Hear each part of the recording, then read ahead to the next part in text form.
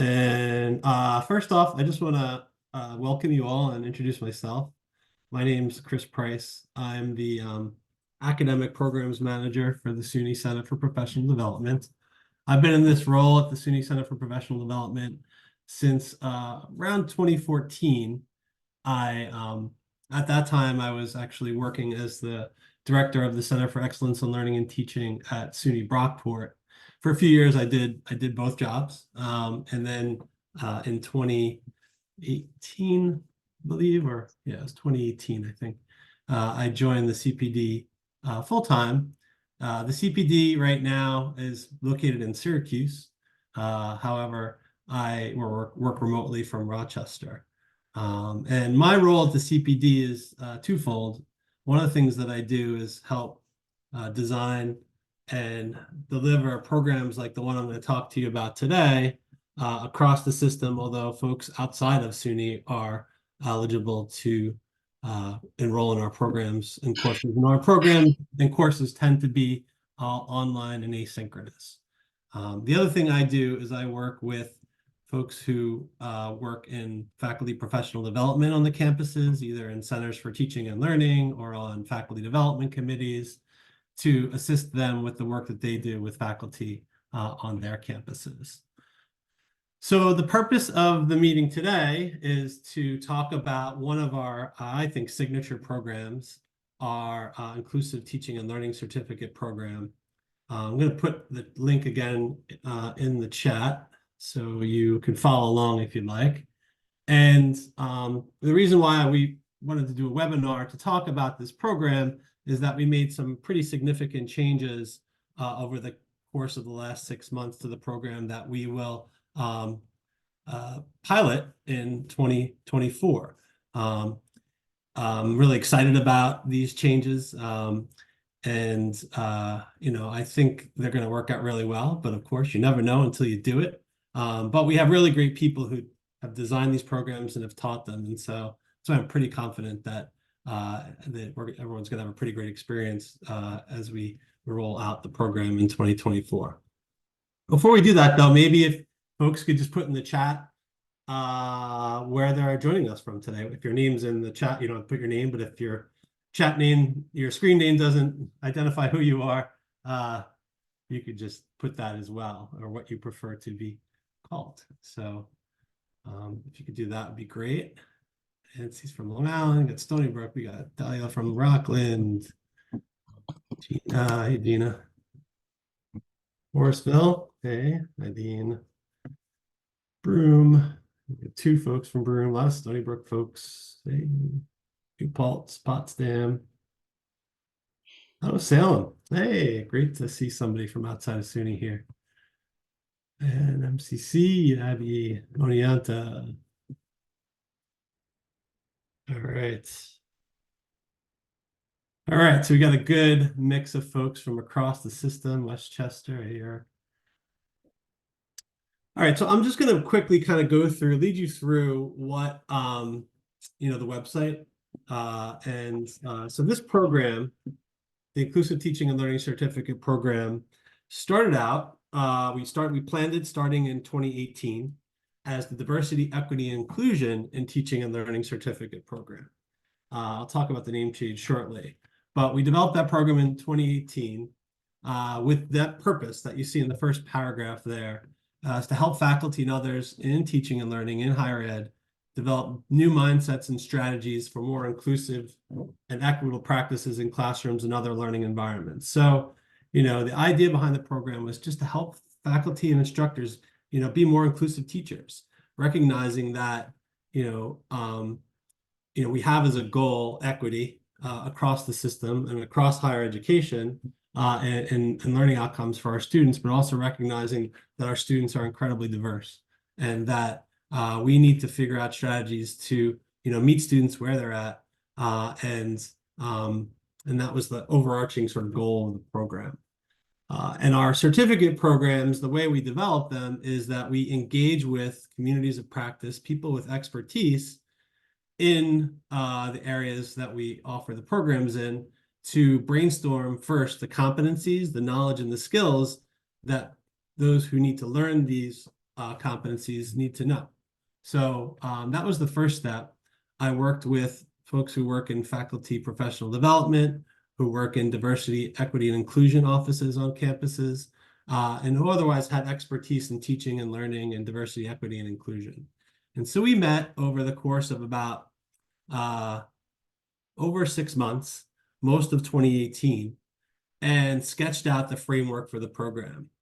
If you go actually to this link here, you can see we initially had a long, and then some folks who are here are actually part of that effort. Gina was one of the folks on that advisory board. We had a whole long list of competencies, and we eventually narrowed those down to 20. And then we kind of chunked those together in overarching program learning objectives, which actually are below a bit.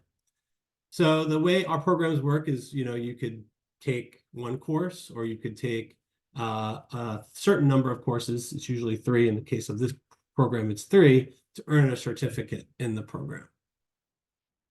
Now, there's some other options, which I'll get to shortly, that we changed with in terms of completion, but that's just the overall gist. Now, the intended audience for the program is the same. Faculty are obviously the primary audience, but we want to, emphasize that, not just tenure track faculty, but all faculty, all instructors.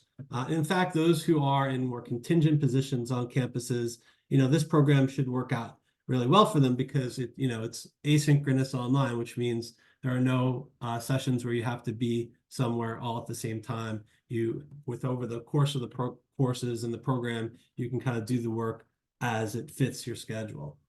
Librarians have also taken our program. Librarians are instructors as well, and consistently asked to engage students. Graduate and teaching assistants, of course, future faculty, and then any staff with instructional responsibilities. So instructional designers, folks in student affairs, and those who work in diversity, equity, inclusion offices who might, do instructional work as well.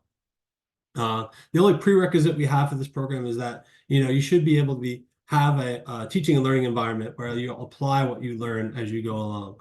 And that's another thing I think that I could say about all our programs is that they are really meant to be hands-on. You're learning and then you're applying what you learn as you learn it. So our learning objectives have stayed the same. And, we have 4 of them, and they do kind of cross-cut. If you go back to this document here, the competencies, you'll see they cross-cut all the competencies that you'll learn if you enroll in this program. Critical reflection is crucial to this work. Thinking about how your own identity and your background shapes your teaching, and then be able to take this into account when you design and teach your courses. So we are who we teach. And if you really, you need to be aware of who you are and your own identity and your own biases and your own positionality, how it affects who you are as a teacher. And so that's a running theme throughout all the courses and something you'll learn if you complete the program. Then we need to be able to communicate effectively and participate in conversations with students about how race, class, ethnicity, gender, and other identity constructs impact learning environments. So that communication piece is very important, and I'm excited that we actually have a course specifically about communication, although all the courses, many of the courses, I should say, do talk about how to communicate effectively with diverse students. Creating learning environments that are accessible and welcoming and inclusive is the 3rd learning objective, and supportive of all students, and taking into account that our students come from diverse backgrounds and intersecting identities.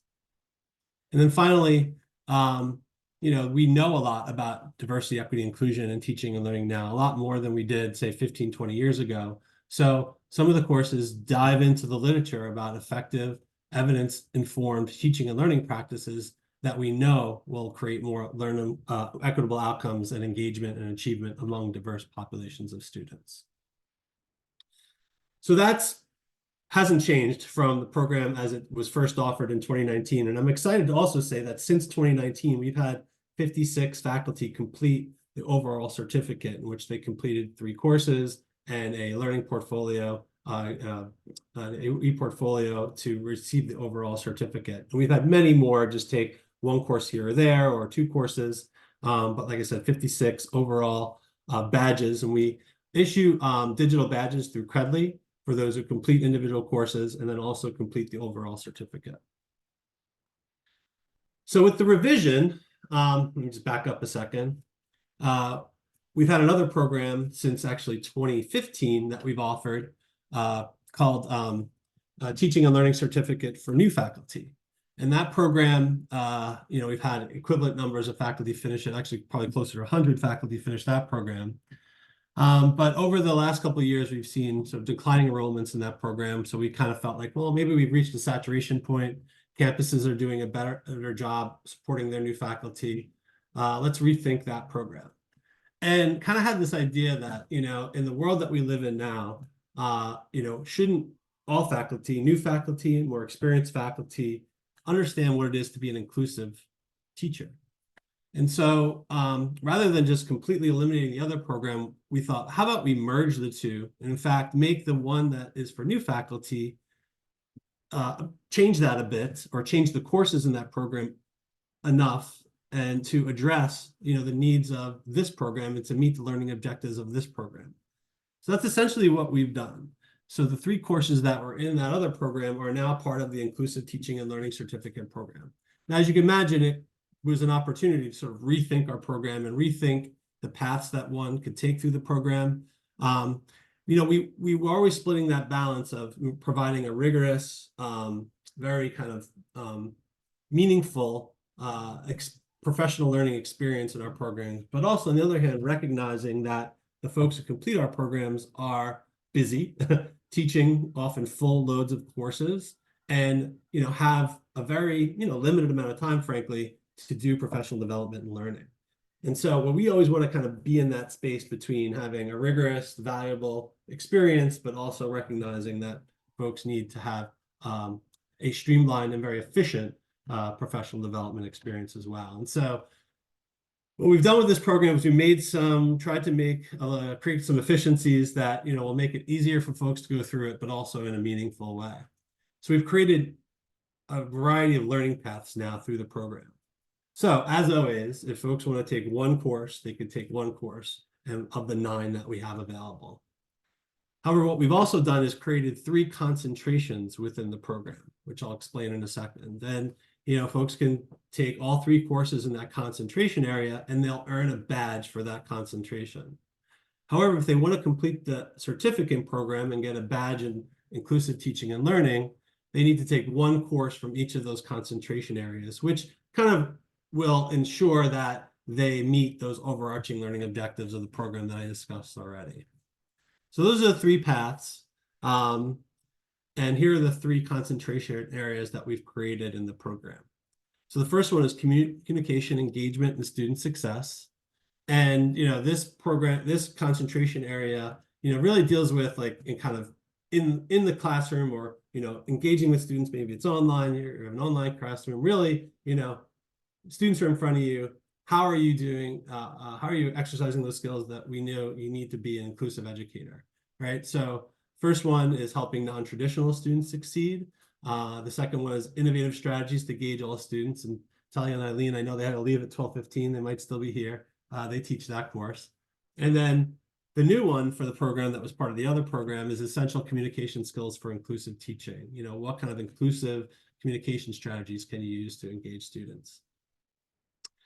So the second category, the concentration area, is bringing theory to inclusive practice. Now, this area dives a little bit more into the literature on teaching and learning, what we know to be evidence-based best practices in teaching and learning, to think about, a little more deeply about your teaching and how to make it more inclusive. So Stephanie is here. Stephanie teaches teaching for racial equity, which is part of that concentration. Billy Francini from Albany. I think Billy said she might be able to be here, but Billy has taught the learning theories for effective teaching practices course for the other program, and now she's making it, to also address, diverse students within it. And then finally, we have our course on critically reflecting on diversity in higher education. This is kind of more of a big picture course, thinking about your campus as an organization and how inclusive it is, and what you can do in your role. For most folks, being a teacher, being an instructor, to help move your campus and your college towards more inclusive goals. And Sim Covington, the Chief Diversity Officer from Finger Lakes Community College, teaches that course. And then finally, thinking about course design and assessment, right? That's very important, right? To be able to think about what we know about good course design, good learning design, and then how to assess whether or not students achieve learning outcomes, right? So we have a course on universal design for learning that Dave Wolf from Schenectady teaches. And then the equitable evaluation and assessment of student learning was a course from the other program that we brought over. And that course will now look at more equitable grading practices like ungrading, which you've probably heard about, and other forms of equitable assessment strategies. And then finally, there's a course on designing and delivering inclusive courses, which Gina, who I referenced earlier, teaches this with colleagues, and that would round out the program. So those are the 3 concentration areas with 3 courses within it. We're going to offer each of these courses once in 2024. The other change we're making is that courses used to be 6 weeks. We've shortened them to 5 weeks so that we can offer each course once a year. We start January 9th and we go all the way to like the week before Thanksgiving, which is another slight change. So we avoid Thanksgiving to the end of the year. Tends to be a busy time for folks, so we try to avoid offering any programs between Thanksgiving and the end of the year. So here are the course descriptions. I'm not going to go through those all now. If you join late, I'll pop in the chat the link to the site. You can kind of check it out yourself, all the course descriptions. Oops. All right. Oh, let me go to cost and payment. So our pricing, here's our pricing for all our courses. We have actually slightly increased our fees for our courses, which we hadn't done since 2015. So, and that, basically the way we work at the CPD is we collect registrations so that we can pay instructors to design and teach our courses. It's really just a way to compensate them. And so that's where all our fees go. We're not sitting on stacks of cash at the CPD. It's really there just to make sure that we have quality instructors, and we do. And so this has worked out really well for us. Now, CPD members do get a discount. To find out if your campus is a CPD member, you can go to the CPD website. Once we get to the end, if you would like to know and you don't know, I'm happy to look that up for you. So we have that pricing there. You see, if you register for 3 courses, you get discounted pricing for the courses. It's about $40 off per course, but you have to register for 3 courses to get that discount. So, you could do the math. It's $780 if you take 3 courses, which you need, again, to earn the overall certificate or a concentration area certificate. And then, as I said, we're offering each course throughout 2024 one time, and they're all back to back to back. You'll see if you look at this schedule, we've staggered the courses from the concentration areas. So if you're interested in the overall certificate, you'll always be able to get that in 15 consecutive weeks. So we basically just staggered them all so that if I go back up to the concentration areas, you'll see the communication, bridging theory, inclusive design. Each one of these courses kind of is in each one of those different categories consecutively, right? So if you wanted to complete the overall certificate starting in January 9th and ending on April 22nd, you could do that. The concentration area certificates will obviously require that you stagger your participation in the program. To be frank, we added that option later when we saw that, okay, well, what if people have already earned the overall certificate and now they want to get a concentration area certificate maybe next year? So we offer that option, just created that option after the fact because we thought folks might want to do that. All right, so here are all our instructors. And again, some of them are here today. And actually, this might be a good opportunity for me to invite any of the instructors here to talk about their class if they'd like to. So I see Stephanie. See Gina. Hi, Chris. Thank you. And hey, Stephanie. Thanks for. So I'm Stephanie Lomberg, and I teach the Teaching for Racial Equity course, which has been a really wonderful experience for me. I get to connect with faculty all over the system, and we get to identify what really cool things we're doing and then areas of opportunity for us to be better practitioners. While the title of the course is Teaching for Racial Equity, I often have folks in my course that are not teaching faculty. And so I always try to approach this with a your mileage may vary, and work with folks individually to help them identify a final project, something that they can actively work on that makes sense for their particular role. So we've had admissions counselors, we've had various people from I had somebody from a processing office once. I had somebody from Florida who was working in K through 12. And so they had a lot of things that they wanted to address, and an interesting entry point into that conversation with that particular instructor. Something I'm really proud of is we just presented, a group of us, a group of people who had taken this course and myself presented at the SUNY DEISJ conference. And most of us hadn't actually met before. It was the first time we were meeting. And what was interesting was working with folks who had taken the course to then see what some of their early wins were and things that perhaps maybe they hadn't confronted or thought about prior to taking the course that was fairly evident in front of them at this point. So a lot of good work happens in that class, and I'm happy to answer any individual questions anyone has, and I'm happy to put my email in the chat if that helps expedite communication. Thanks so much, Stephanie. I'm actually glad you mentioned the DISJ conference at SUNY back in November at Albany. I didn't mention why we changed the title of the program to Diversity, Equity, Inclusion in Teaching and Learning Certificate to Inclusive Teaching and Learning Certificate. The reason why was that we were in the process of developing actually a curriculum development certificate program, which is also starting in 2024, the Diversity, Equity, Inclusion in Teaching and Learning Certificate Development Program. And we wanted to make sure that folks knew that that program was distinct from this program, which is about teaching and learning. And the DEISJ certificate program are for those who are developing courses to meet the new SUNY DEISJ learning outcomes. So I'll put in the chat the link to that program if you're curious about it, and I'm happy to answer any questions about it. The other thing actually I see in the chat, Karen's asking, yes, I could show the list of instructors again. But Cami asked, actually, Karen, I'm going to put the link to the website there, and oops, oh boy, what did I do? Wait a second. I'm going to put a link to the program again in the chat, and here you'll be able to see the list of instructors there. But I want to address the question that excuse me, Cammy's question about why one course at a time. And one thing I didn't say in giving the overview of the program is that but I did sort of suggest is that we want these courses to be relatively rigorous. We want them to be we want the learning to be deep and significant.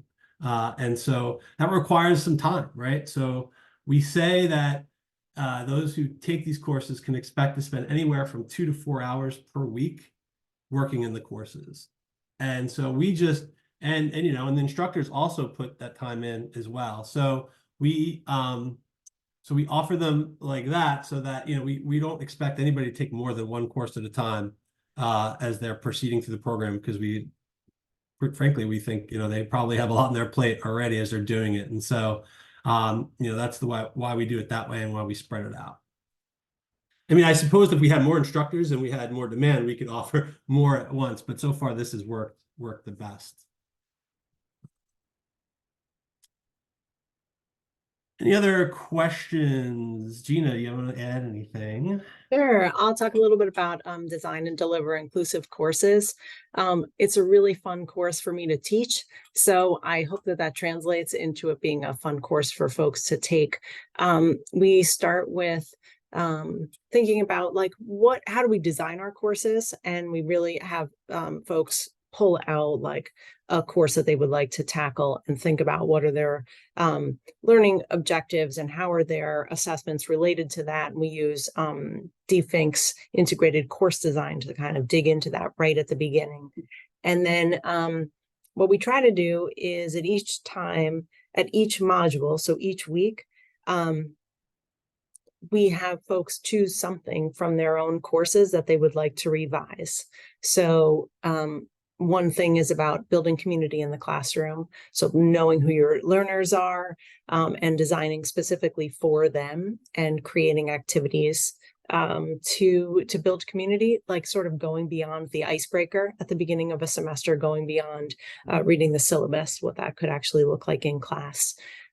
We do dig into what it looks like to make an inclusive syllabus, which tends to be folks' most challenging and most rewarding activity, because first of all, a lot of times we look at our syllabus and think, oh, my syllabus is really good.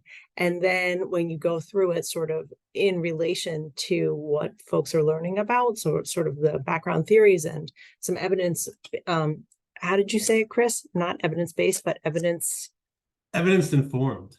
Evidence-informed, yes. Because some of the sort of resources that we use are much more evidence-informed than evidence-based. Really, we try to look for practitioners who are doing really great things.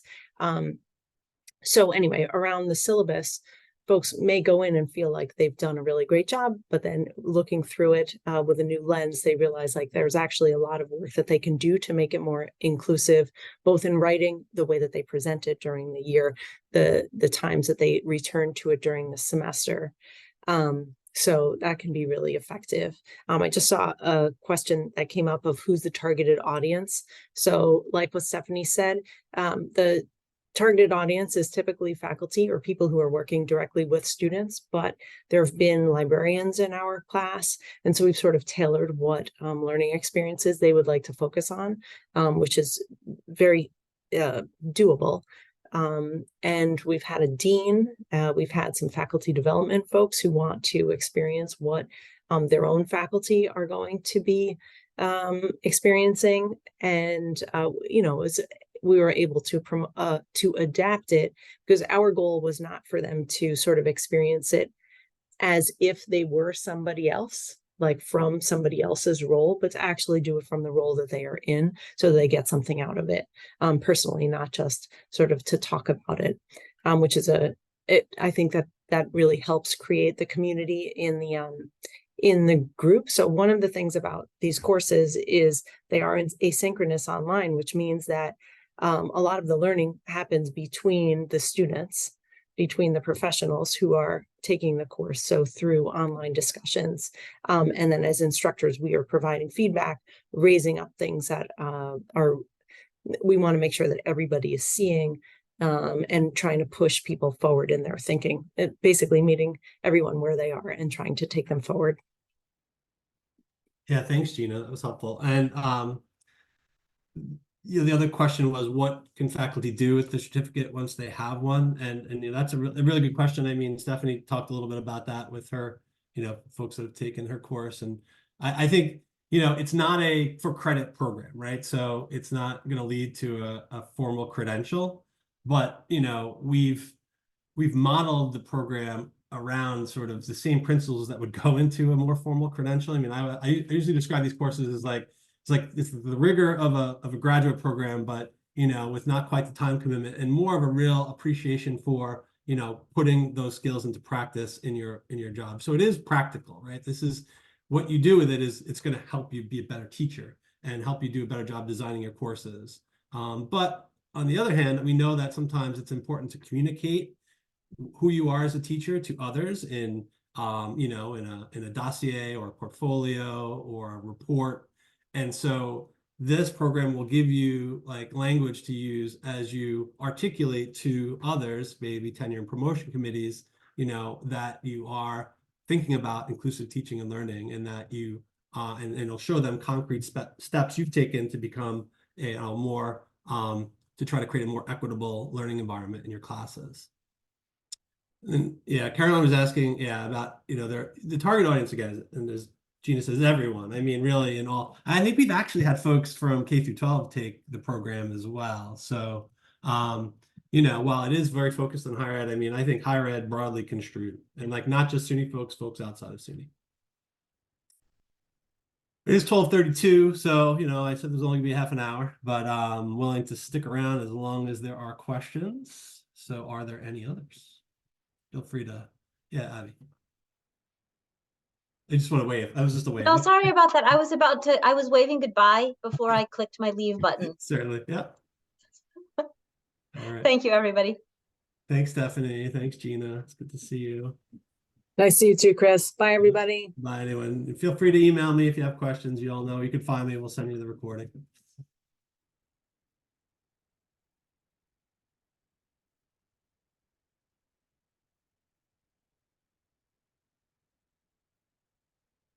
Chris, how did this program come to be? So, Well, like I I said, mean, when I started at this CPD, we had developed this teaching and learning certificate for new faculty. That's actually how I got to be at the CPD. I was on the committee that helped create that first program for new faculty. And then, once I got hired at the CPD, we were looking at what other programs can we create. And, this was 2018. And we thought, yeah, this is something that we need to be doing system-wide. We need to be helping faculty be more inclusive in their teaching, to be more focused on equity of outcomes of their students. And it just, just checked all the boxes for things that we wanted to do in SUNY. So that's really how it started. And then I just reached out to, people that I knew that could speak to this and help come up with the program. So that was the genesis of it. Yeah. thank you. Abby and I are both at Salem State, and we're both interested in all the things you're doing. So thank you. Great, yeah. How do you balance rigor and expectation and finishing and anything related to that? Yeah, that's a great question. And it's something that all the courses are a little bit different that way, right? Like we have some courses that are, where that's one of the questions we ask too at the end of course questionnaire. Is how many hours per week did you put in the course? So we've had some courses where, folks are putting, 8, 9, 10 hours, and that's not ideal. I mean, faculty tend to be overachievers, right? So, some folks just go into this and they have to read everything, do everything, dot every I, cross every T, provide references to their discussion forum posts, and that's just going to happen regardless of what. But, so in other courses, it's like 2 hours a week. So we really, I work with the instructors to kind of say, all right, what do you need to take out? And in fact, the move to 6 weeks to 5 weeks is hopefully going to address that a little bit, for some of the courses where we feel like the instructors are asking a little too much. The other thing too is that we do say, because of the nature of these courses, it's professional learning, we have the instructors emphasize to those who take the courses, like, you're going to get out of it what you put into it. And so, and we have actually, I didn't mention this during this session, we have complete and complete with distinction badges. So, those who do the complete badge is like, I just want to get the basics. I just want to, and there be additional readings that they don't engage with or additional assignments they don't engage with. They do that like minimum amount to like, or learn the objectives and, move on to the next course. Whereas others who really want to dive in deep, they have that option of achieving the complete with distinction badge.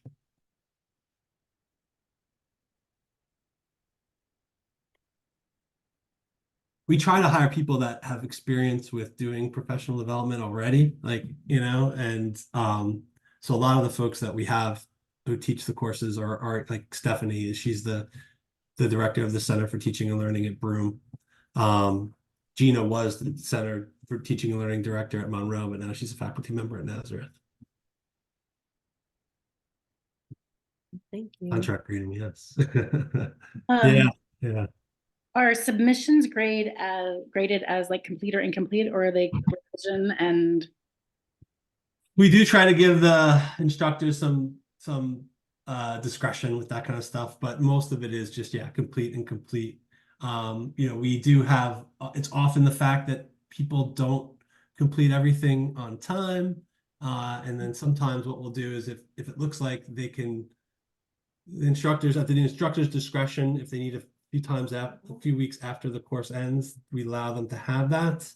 But again, it's at the instructor's discretion. And if they have too much to do, we always allow folks the opportunity once to take the course again at no charge to complete it. Now, in our other programs where we offer the courses like 2 times a year, that's convenient because, you know, if they say the January course is going to be offered again in May, they could just wait till May. In the case of this program, we'll offer them the opportunity to take another course in, say, that cluster.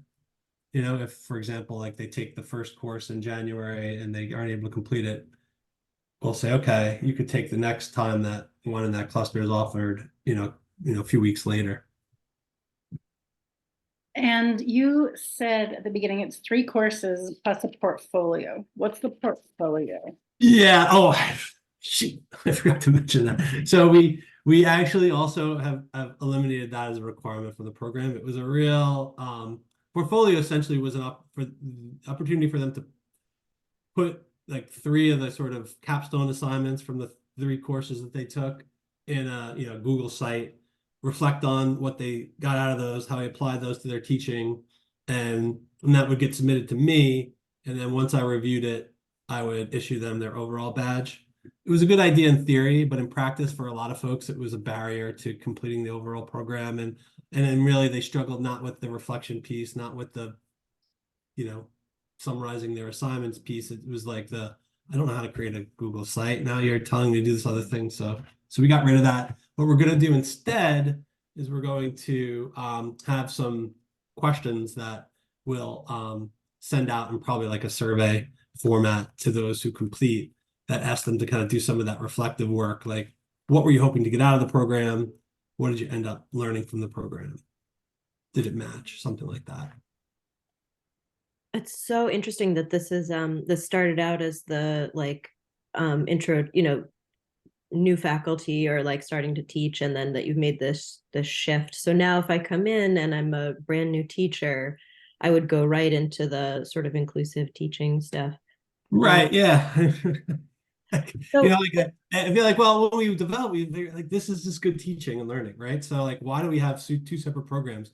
And actually for the one on teaching and learning for new faculty, we found that a lot of folks were taking it who had years and years of experience already as teachers. So like that whole idea of them coming in as newbies right out of grad school, taking that program, it just didn't happen that way in practice. So we figured, all right, let's just bring these all together, and then, it'll be open to anybody.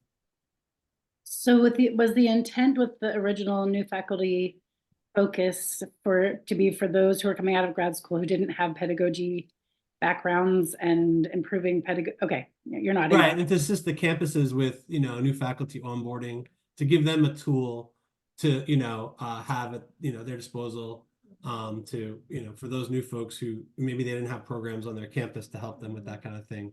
This would be something that they could utilize to help onboard their new faculty. And you said that and mindful of your time too, but we can pepper you with a lot we more. clearly are excited to pick your brain. Yeah, that's fine. Are you all planning on doing something like this? Yeah. Okay. Yeah. But we don't have a state, as far as I know, we don't have a statewide, professional development organization, which is quite frankly a great idea, especially if you're able to do stuff online. Yeah, well, that's basically it, right? So I don't see my role in the position I'm in as replicating like what a campus would do for their faculty. It's more like, okay, we try to do the things that, again, online, that scale, that, would apply to all our campuses. And they do the things that are more high touch, that are a little bit more in person, learning communities, more engaging stuff. And I mean, I shouldn't say engaging stuff. Our stuff's engaging, but I mean like in person. Yeah.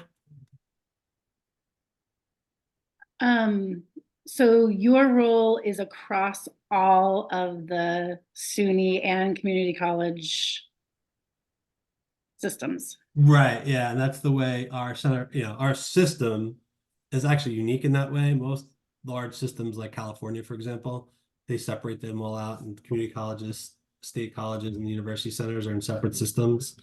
In SUNY, it's all the campuses are all in the same system. So yeah. And is your full-time role coordinating these certificates? Yeah, it's about, like I said, about half of my job. Well, half of my job is this, half of my job is working with the Center for Teaching and Learning Directors, and then I do a bunch of other stuff as needed. Like I was overseeing, we have a technology grant program that's system-wide. I was overseeing that for a while. But now we actually report to the Vice Chancellor for Student Success. So now we're going to be involved, our center is going to be involved more in student success initiatives across the system. That's great. Yeah. So yeah, we are one small Center for Teaching Innovation and looking to think I'm going about to stop the recording now so that you Oh, yeah.